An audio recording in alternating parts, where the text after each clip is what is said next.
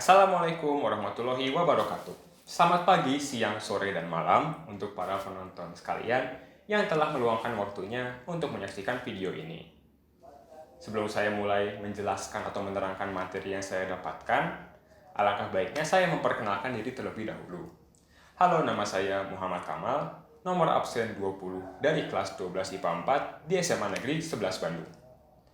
Pada kesempatan kali ini saya akan menerangkan atau menjelaskan kepada kalian apa itu peranan KPK sebagai lembaga penegak hukum di negara Indonesia. Seperti yang kita ketahui, lembaga penegak hukum di Indonesia itu ada banyak dan memiliki fungsinya masing-masing. Nah, salah satu lembaga penegak hukum tersebut adalah KPK. Apa itu KPK? Nah, KPK adalah merupakan singkatan dari KPK, Komisi Pemberantasan Korupsi, yang didirikan pada tahun 2002 pada masa pemerintahan Presiden Megawati Soekarno Putri melalui maklumat Undang-Undang Nomor 30 Tahun 2002 tentang Komisi Pemberantasan Tindak Pidana Korupsi. Nah, sebenarnya dari awal sebelum terbentuknya undang-undang ini juga sudah ada rancangan atau ide-ide untuk membuat suatu lembaga independen khusus untuk menindaklanjuti tindak pidana korupsi.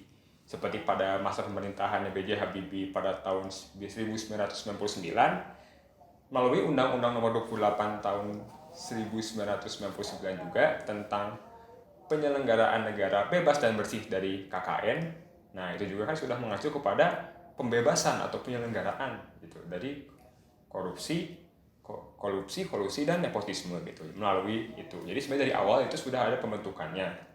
Nah, terus juga sebenarnya sudah ada lembaga-lembaga yang memiliki fungsi hampir mirip atau sama dengan KPK sebelum dibentuknya KPK pada tahun 2002. Contoh, ada KPPU atau Komisi Pengawas Persaingan Usaha.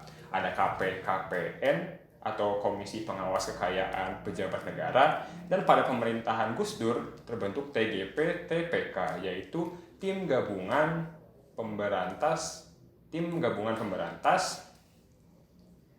Pidana Korupsi. Mereka itu bekerja di bawah Kejaksaan Agung, tapi walaupun pada akhirnya juga dia dibubarkan gitu.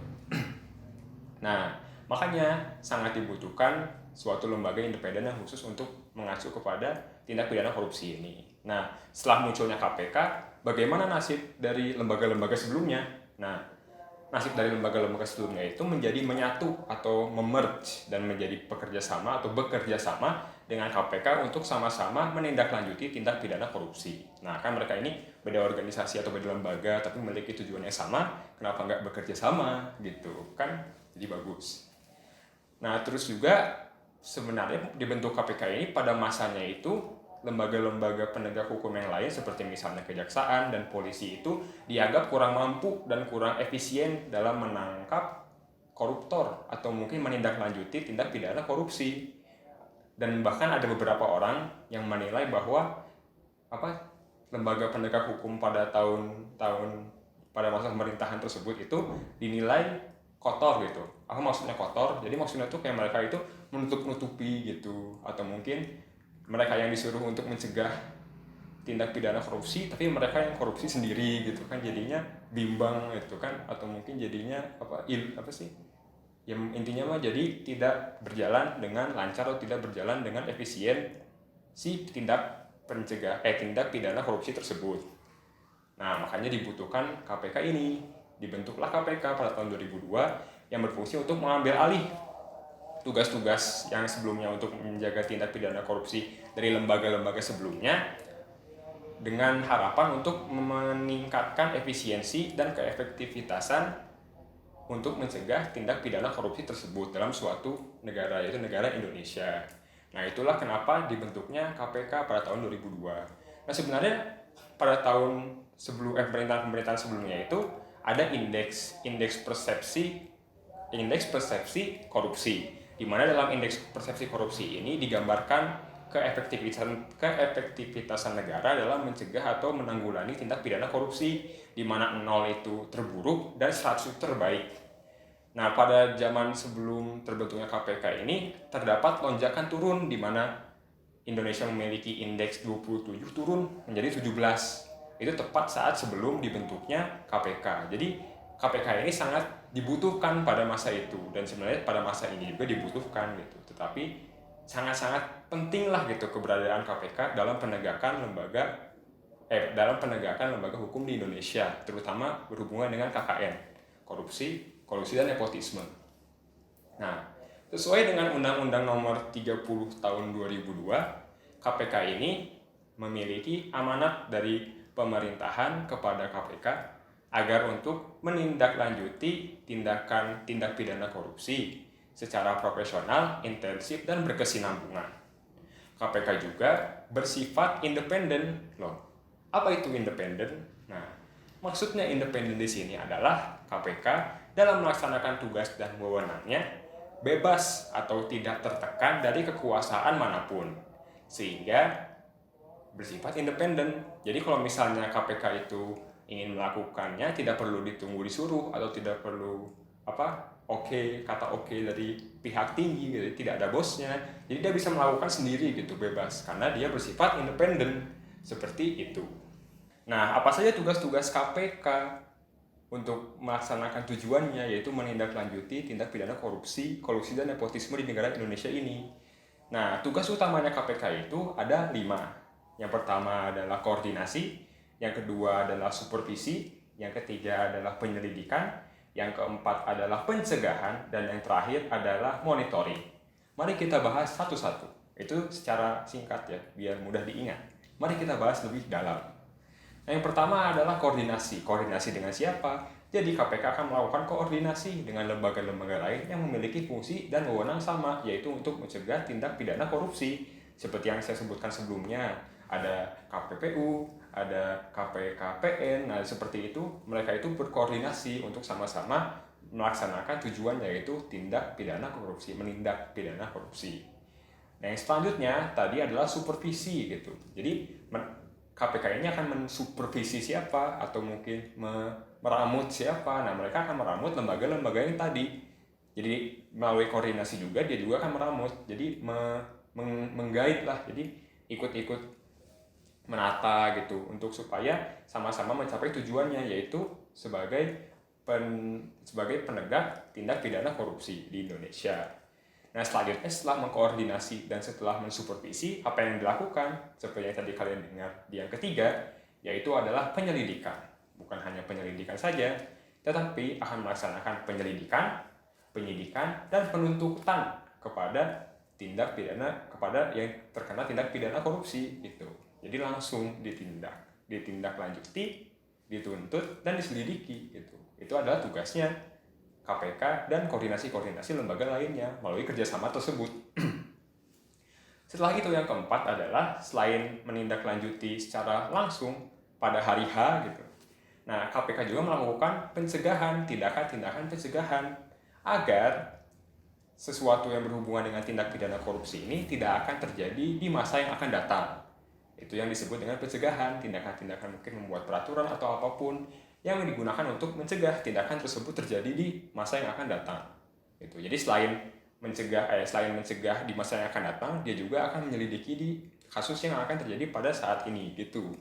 Jadi masa sekarang korupsinya tidak akan terjadi, dan masa ke depan juga karena melakukan pencegahan tidak akan terjadi atau mungkin meminimalisir terjadinya tindak pidana korupsi tersebut. Tidak cuma korupsi saja, korupsi, kolusi, dan nepotisme. Seperti itu. Dan yang terakhir adalah monitoring atau pengawasan.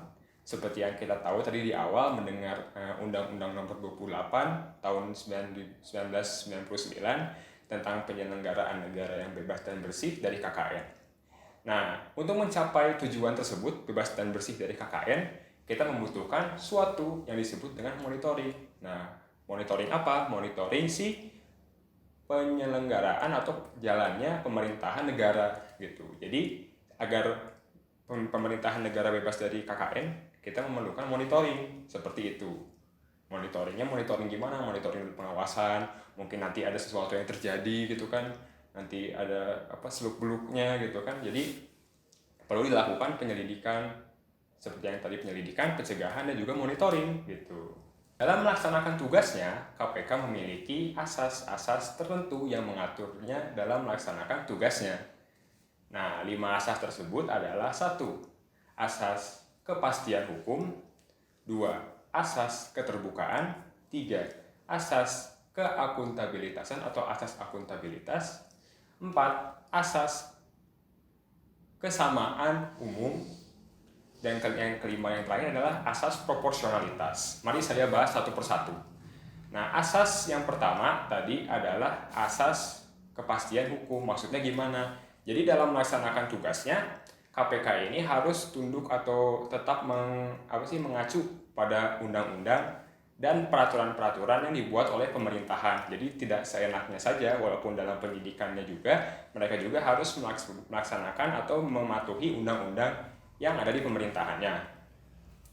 Nah, yang kedua adalah tadi yang disebutkan adalah keterbukaan. Maksudnya bagaimana? Jadi hasil yang telah dilakukan atau diselidiki atau hasil penyelidikannya dari si KPK tersebut jadi dipegang sendiri dong, tertutup. Atau mungkin dia ngasih si hasilnya itu cuma kayak ke satu pihak aja. Atau mungkin kayak misalnya kan cuma ngasihnya ke DPR aja, yang lainnya nggak dikasih. Nah, harus terbuka. Terutama terbuka kepada masyarakat, sehingga masyarakat juga tahu gitu dengan KPK itu sudah menyelidiki ini, mereka itu sudah melakukan ini, melakukan itu gitu. Jadi terbuka. Jadi dengan adanya keterbukaan ini, masyarakat sekitar juga akan tahu apa yang dilakukan KPK gitu. Nah, yang ketiga adalah tadi keakuntabilitasan, asas akuntabilitas. Apa yang dimaksud dengan akuntabilitas ini? Maksudnya itu KPK ini harus bertanggung jawab dengan hasil penyelidikan yang dia lakukan. Nah, jadi selain dia menyelidiki juga, dia mengasihkan kepada masyarakat, dia juga harus bertanggung jawab gitu dengan apa yang dia selidiki, dengan apa yang dia tuntut, dengan apa yang dia buat itu dia harus bertanggung jawab, jangan seenaknya saja. Itulah asas keakuntabilitasan. Yang keempat adalah asas kesamaan umum atau kesetaraan umum. Maksudnya gimana? Jadi seperti yang kita tahu kan hukum itu harus setara gitu. Nah, dalam KPK juga ini kalian harus bersifat kesetaraan umum, di mana KPK ini mementingkan kepentingan umum atau mungkin kesejahteraan umum dibanding kesejahteraan suatu individu atau mungkin kesejahteraan si KPK itu sendiri gitu. Jadi meninggikan yang umum bersama gitu kan. Dan yang terakhir adalah proporsionalitas. Asas proporsionalitas. Nah, asas proporsionalitas ini digunakannya untuk menjaga keseimbangan antara hak dan kewajibannya KPK dalam melaksanakan tugasnya. Jadi kan seperti yang kita tahu, proporsionalitas ada porsi-porsi khususnya tentang hak dan kewajiban yang dimiliki atau yang harus dilakukan oleh KPK tersebut. Seperti itu. Nah, dalam melaksanakan tugasnya itu kan diukur atau diatur dengan asas-asas tersebut. Nah, jadi KPK itu saat melakukan tugasnya itu bertanggung jawab langsung kepada publik. Nah, apa saja publik yang ditanggung jawab langsung oleh KPK itu? Nah, itu tuh ada terutama kepada Presiden, DPR, BPK, dan masyarakat gitu. Makanya harus berasaskan terbuka. Jadi semua tahu. Nah, dalam melaksanakan tugasnya, KPK itu memiliki wewenang-wewenang tertentu untuk membantu dia mencapai tujuannya.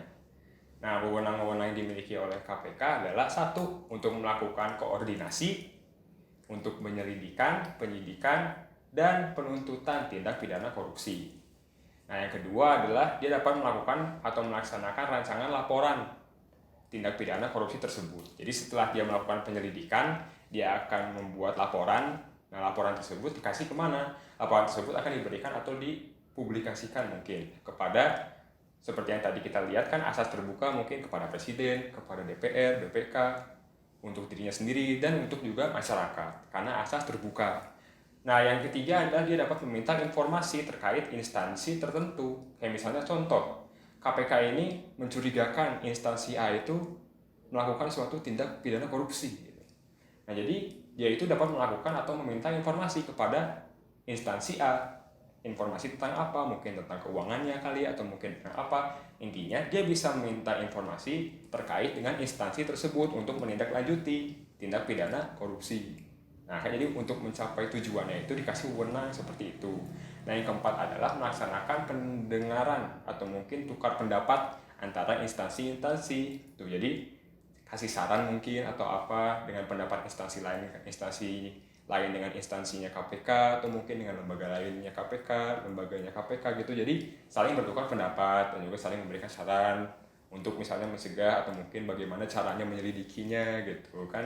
Nah, yang terakhir adalah untuk meminta laporan instansi terkait. Selain meminta informasi, bisa minta laporan, misalnya laporan keuangannya atau laporan apanya gitu. Jadi khusus untuk membantu KPK dalam melaksanakan si penyelidikan tersebut. Jadi kan dengan wewenang-wewenang ini itu dia bisa menciptakan suatu hal yang membuat dia itu mudah dalam membantu dia menjaga tindak pidana korupsi gitu. Jadi untuk mencegahnya gitu, untuk menindaklanjutinya itu dia diberi kemudahan dengan wewenang-wewenang ini untuk mencapai tugasnya dan mencapai tujuannya.